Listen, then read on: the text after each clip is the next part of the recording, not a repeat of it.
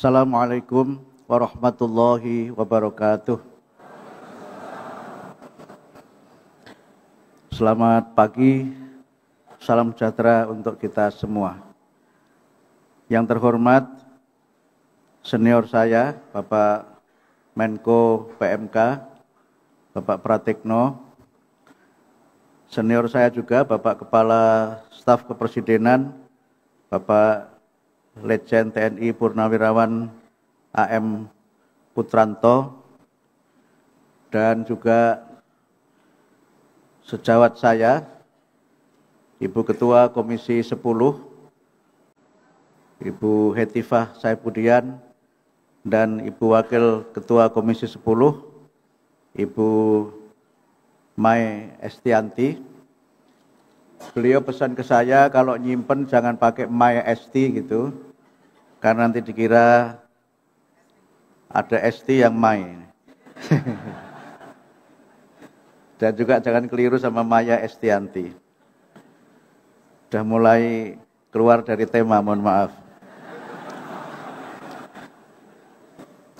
Bapak Ketua Komite 3 dan Wakil Ketua Komite 3 DPD RI, dan juga sejawat dan sahabat saya, Bapak Wakil Menteri Pendidikan Dasar dan Menengah, Bapak Atif Latiful Hayat, dan Mas Fajar Rizaul Haq, Bapak-bapak dan ibu-ibu, para pejabat eselon 1 di lingkungan Kementerian Pendidikan Dasar dan Menengah, serta ibu-ibu DPW, kalau nggak salah, DWP, terima kasih. Ini menterinya nggak paham struktur kerjaannya ibu-ibu ini. Ada Ibu Masmidah Abdul Mukti, kemudian ada Ibu Atip, kemarin namanya siapa Pak ya?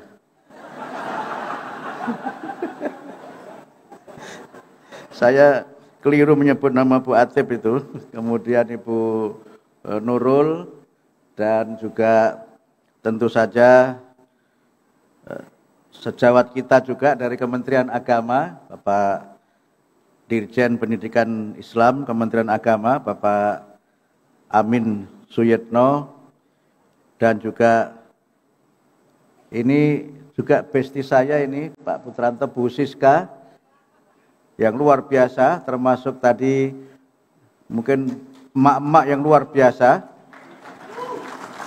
Bu Siska ini kalau sudah kerja itu kita bisa dikerjain sama beliau. Mohon maaf ini bercanda Bu Siska. Tapi kerjanya luar biasa dan sangat banyak membantu kita, dan banyak program kementerian yang dibantu oleh Bapak Kepala KSP dan juga tim di KSP. Juga para pejabat fungsional di kementerian, para adikbud dari beberapa negara yang hadir juga pada kesempatan ini, para kepala dinas pendidikan provinsi dan kabupaten kota, juga singkatnya Bapak Ibu sekalian, tanpa mengurangi rasa hormat, seluruh peserta konsolidasi nasional yang berbahagia. Pertama-tama marilah kita bersyukur kepada Allah Subhanahu wa taala, Tuhan yang Maha Kuasa, karena atas rahmatnya kita sekalian dapat bersama-sama menghadiri acara konsolidasi nasional pendidikan dasar dan menengah sebagai bagian dari usaha kita untuk menyukseskan program-program Bapak Presiden Prabowo Subianto dan Wakil Presiden Gibran Rakabuming Raka, terutama yang berkaitan dengan Astacita yang pertama dan Astacita yang keempat. Kami diingatkan oleh DPR pada saat rapat dengan Komisi 10 agar jangan hanya Astacita yang keempat saja, tapi juga Astacita pertama tentang peneguhan ideologi Pancasila, demokratisasi juga harus ditekankan, dan tentu yang berkait langsung dengan kami adalah Astacita yang keempat tentang penguatan sumber daya manusia. Saya biasanya tidak pakai PowerPoint, Pak Pratik, senior saya. Nah, saya biasanya khutbah, jadi jarang pakai PowerPoint. Sehingga Saya tidak punya power dan tidak punya poin begitu. Cuma karena senior saya Pak Pratik tadi pakai PowerPoint dan sudah disiapkan dengan sangat baik oleh panitia, jadi saya berusaha untuk menyampaikannya secara singkat saja. Yang pertama, kalau kita bicara tentang program kami, visi kami pendidikan bermutu untuk semua, ada alasan legal konstitusional yang menjadi landasan dalam kami mengambil dan membuat kebijakan yang berkaitan dengan pendidikan.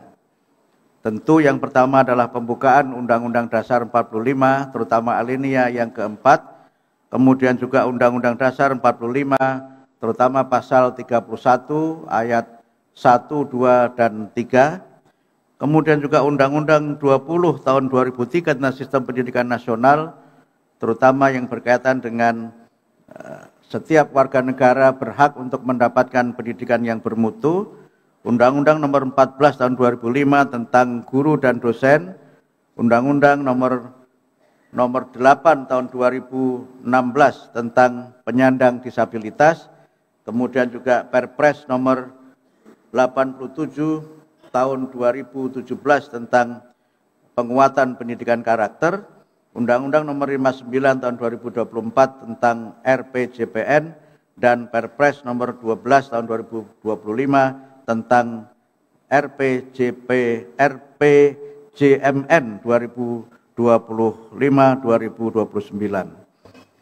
Ini adalah bagian dari landasan legal konstitusional program kami yang merupakan bagian dari amanah dan juga tugas Bapak Presiden untuk kita laksanakan bersama-sama.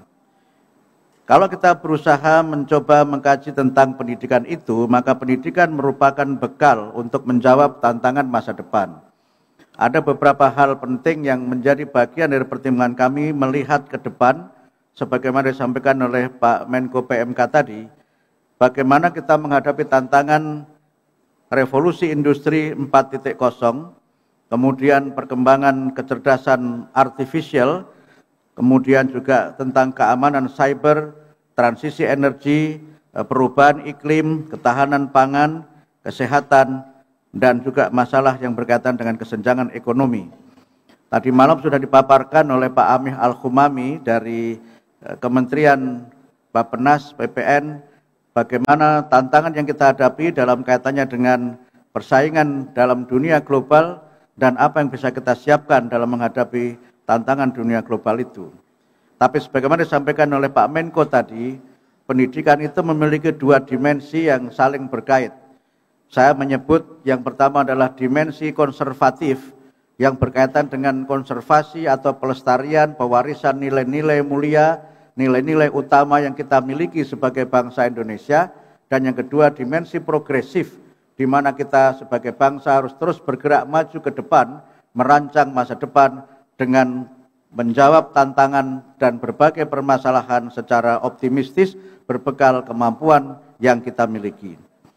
Kalau kita mencoba melihat data-data yang berkaitan dengan arti strategis pendidikan dasar menengah itu, kita bisa melihat bahwa lebih dari 30% penduduk Indonesia berada pada usia PAUD hingga pendidikan menengah. Kualitas pendidikan dengan demikian sangat menentukan kualitas Indonesia di masa depan. Kalau kita berbicara Indonesia 2045, 20 tahun ke depan, wajah Indonesia 2045 itu ditentukan oleh mereka yang sekarang belajar di tingkat taman kanak-kanak, kemudian juga SD, SMP, SMA, dan saya kira sudah sangat tepat ketika Bapak Presiden membuat kebijakan tentang makan bergizi gratis yang diperuntukkan bagi ibu-ibu hamil, ibu menyusui, dan anak-anak yang belajar dari jenjang pendidikan PAUD sampai dengan jenjang pendidikan menengah atas.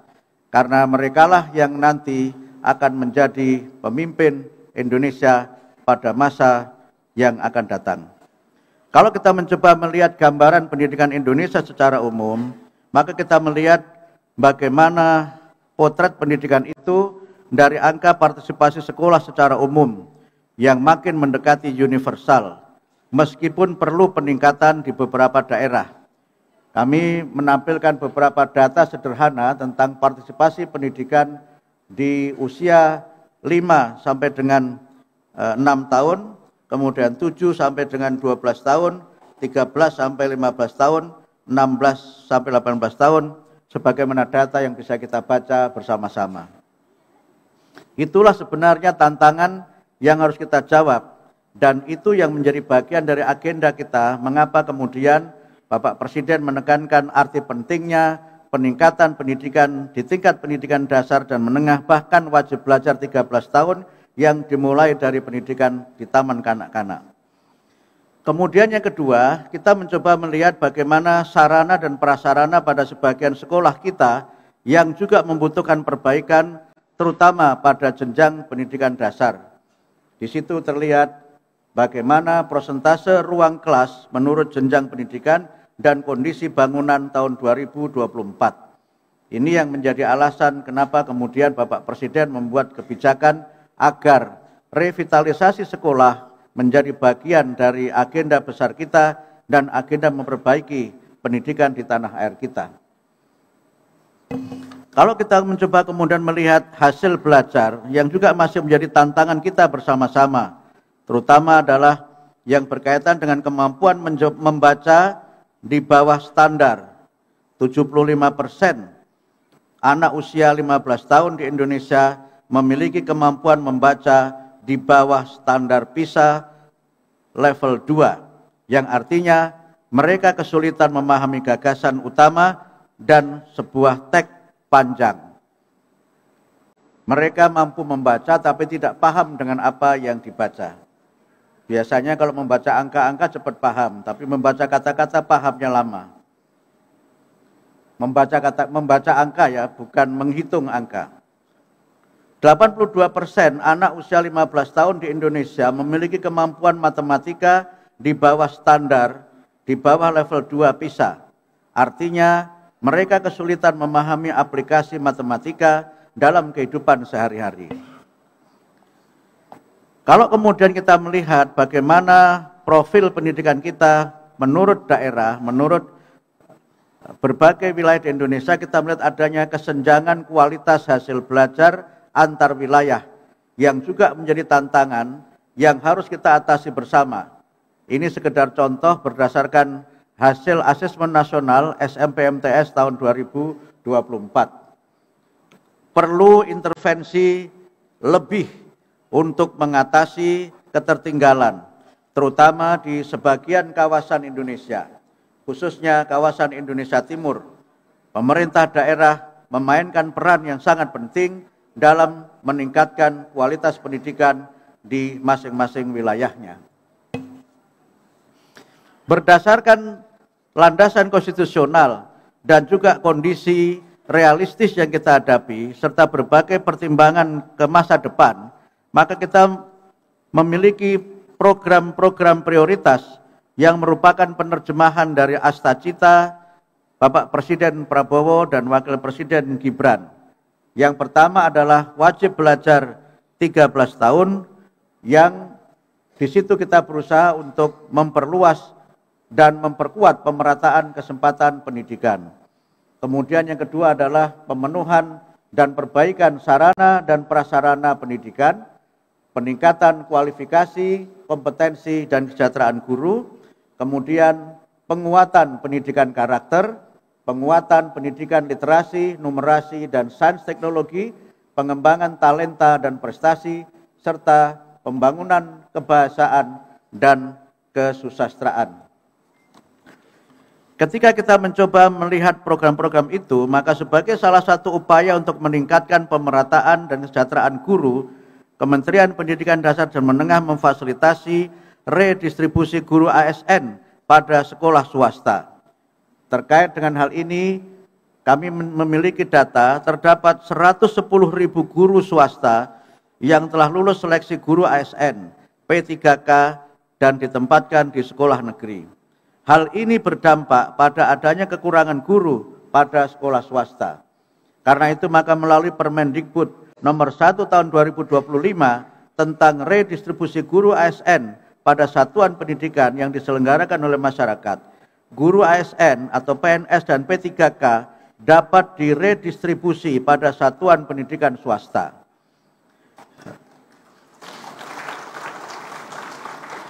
Redistribusi mempertimbangkan data kebutuhan guru pada satuan pendidikan negeri dan swasta. Redistribusi dilaksanakan dalam jangka waktu 4 tahun dan dapat diperpanjang 1 kali lagi. Sekolah swasta yang menerima redistribusi guru ASN tetap melakukan upaya pemenuhan guru pada sekolahnya. Kemendikbudrismen juga mengubah sistem pengelolaan kinerja guru, kepala sekolah, dan pengawas sekolah yang lebih sederhana, mudah, dan bermakna. Pengelolaan kinerja guru atau kepala sekolah dan pengawas itu kami lakukan melalui berbagai kebijakan, di mana pengisian kinerja guru dilakukan 1 kali dalam setahun. Dokumen administrasi mendapat verifikasi secara langsung dari atasan, dan pengembangan kompetensi berbasis refleksi diri. Transformasi pengelolaan kinerja memudahkan guru, kepala sekolah, dan juga para penyelenggara pendidikan dan pengawas sekolah karena sistem ruang GTK Kemendikbudrismen sudah terintegrasi dengan e-kinerja BKN sehingga hanya memakai satu sistem. Bapak Ibu, kami sampaikan bahwa terkait dengan kebijakan ini kami sudah ada MOU dengan BKN dan program ini juga sudah mulai dilaksanakan. Untuk mengoptimalkan layanan pendidikan yang merata dan berkeadilan, Kemendikbudrismen melakukan transformasi sistem penerimaan murid baru atau SPMB. Yang dengan sistem ini kami membuat kebijakan yang merupakan penyempurnaan dari sistem PPDB dan juga berbagai masukan dari para kepala daerah, para pengambil kebijakan, dan juga dari masyarakat. Kami mengambil kebijakan ini juga setelah melalui diskusi dengan Bapak Menko PMK, dengan Bapak KSP, dan juga dengan Kementerian Dalam Negeri dan pihak-pihak terkait yang mudah-mudahan pada tahun 2025 ini, tahun pelajaran 2025 SPMB dapat dilaksanakan dengan sebaik-baiknya. Kemendikbudrismen juga mulai mengenalkan penguatan karakter melalui 7 kebiasaan anak Indonesia hebat. Ini juga kami laksanakan dengan surat edaran bersama 3 menteri, Menteri Agama, Menteri Dalam Negeri, dan Menteri Pendidikan Dasar dan Menengah. 7 kebiasaan itu adalah kebiasaan bangun pagi, beribadah, berolahraga, makan sehat dan bergizi, gemar belajar, bermasyarakat, dan tidur cepat. Pelaksanaan di satuan pendidikan telah diamanatkan melalui surat edaran 3 menteri tadi, dan sekarang alhamdulillah sudah mulai terlaksana di banyak satuan pendidikan di seluruh Indonesia. Dalam rangka memperingati Hari Pendidikan Nasional, 7 kebiasaan ini merupakan salah satu dari lomba yang kami selenggarakan agar dapat menjadi motivasi untuk sekolah-sekolah dapat menerapkan 7 kebiasaan itu. Beberapa sekolah ada yang menjadikan 7 kebiasaan itu sebagai bagian dari sholawatan. Jadi sholawatannya dengan 7 kebiasaan, terutama di madrasah-madrasah yang dikelola oleh NU. Di Muhammadiyah tidak ada sholawatan karena tidak terbiasa dengan sholawatan. Beberapa ada yang ditulis di dinding-dinding sekolah dan sebagainya. Dan ini alhamdulillah sudah juga menjadi bagian dari upaya penguatan pendidikan karakter. Dan sekolah-sekolah telah memiliki sistem yang mengkoordinasikan antara orang tua, sekolah, dan masyarakat. Kementerian Dikdasmen juga akan menerapkan pendekatan pembelajaran mendalam atau deep learning, yaitu pembelajaran yang memuliakan agar tercipta suasana belajar dan proses pembelajaran berkesadaran, bermakna, dan menggembirakan. Pembelajaran mendalam ini sudah selesai naskah akademiknya, sudah selesai uji publik, dan sekarang kami dalam tahap persiapan untuk mengirimkan pelatih nasional ke Australia. Program ini merupakan kerjasama antara Kementerian Pendidikan Dasar Menengah dengan inovasi. Pemerintah Australia membantu kami agar pembelajaran mendalam ini dapat terlaksana dengan sebaik-baiknya. Kemudian untuk menyiapkan generasi yang melek teknologi, Kemendikbudrismen akan mengenalkan pelajaran coding dan kecerdasan artifisial dalam kurikulum, yang tujuannya adalah untuk meningkatkan literasi digital, meningkatkan kemampuan berpikir komputasional, meningkatkan pemanfaatan teknologi kecerdasan artifisial secara produktif dan bertanggung jawab. Opsi pembelajarannya sebagai mata pelajaran pilihan kelas 5 dan 6 SD, SMP, dan SMK atau SMA. Kemudian juga terintegrasi dengan mata pelajaran yang ada. Dan juga sebagai kegiatan ekstrakurikuler.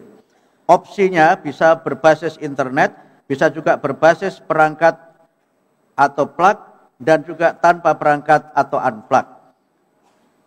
Coding dan AI ini juga sudah selesai naskah akademiknya, sudah selesai capaian pembelajarannya, dan insya Allah segera kami akan melakukan pelatihan-pelatihan untuk para guru yang alhamdulillah juga beberapa lembaga sangat berminat untuk bermitra dengan Kementerian Pendidikan Dasar dan Menengah. Kemarin kami melakukan pertemuan dengan Google yang mereka siap untuk melatih sekurang-kurangnya 1 juta guru untuk coding dan artificial intelligence ini. Insya Allah itu nanti kalau sudah ada juga akan bisa kita googling dan akan keluar itu di Google.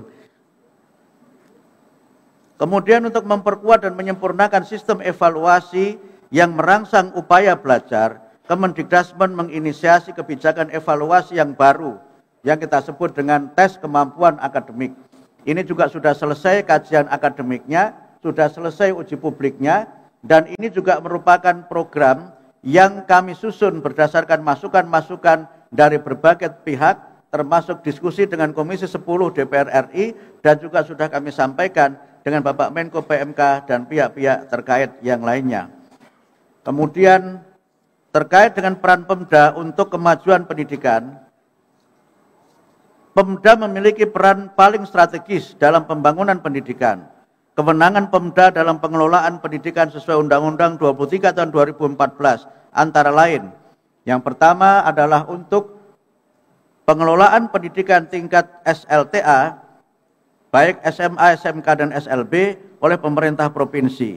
Kemudian untuk pemerintah kabupaten kota mengelola pendidikan tingkat taman kanak-kanak, pendidikan dasar, dan SD dan SMP. Ada 38 pemerintah provinsi dan 514 pemerintah kabupaten kota yang merupakan pengampu dari 51 juta murid, 3,4 juta guru, 440.000 satuan pendidikan. 48% dari 724,2 triliun anggaran pendidikan dalam APBN juga ditransfer langsung ke daerah. Ini soal angka-angka ini kami akan membaca yang diberikan warna putih. Anggaran Kementerian Pendidikan Dasar Menengah adalah 33,5 triliun, yang Kemendikbudrismen sendiri hanya mengelola 4,6% dari total anggaran pendidikan. Anggaran ini sebelum adanya efisiensi atau refocusing, dan kami mendapatkan tambahan sedikit yang jumlahnya memang belum mencapai 33,4, tapi insya Allah akan kami manfaatkan dengan sebaik-baiknya untuk peningkatan kualitas pendidikan. Pemerintah daerah perlu mengoptimalkan sumber daya mendukung program-program prioritas pemerintah, terutama yang tadi sudah kami sampaikan.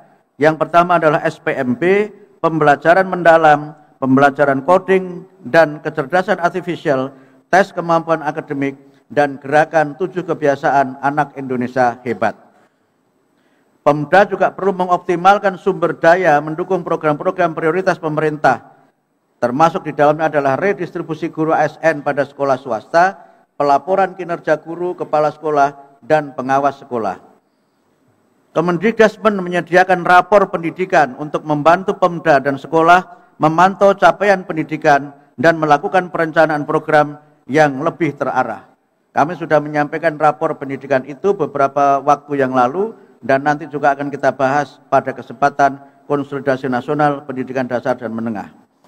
Melalui rapor pendidikan, Pemda juga dapat memantau dan merencanakan pencapaian standar pelayanan minimal pendidikan yang diukur oleh Kementerian Dalam Negeri.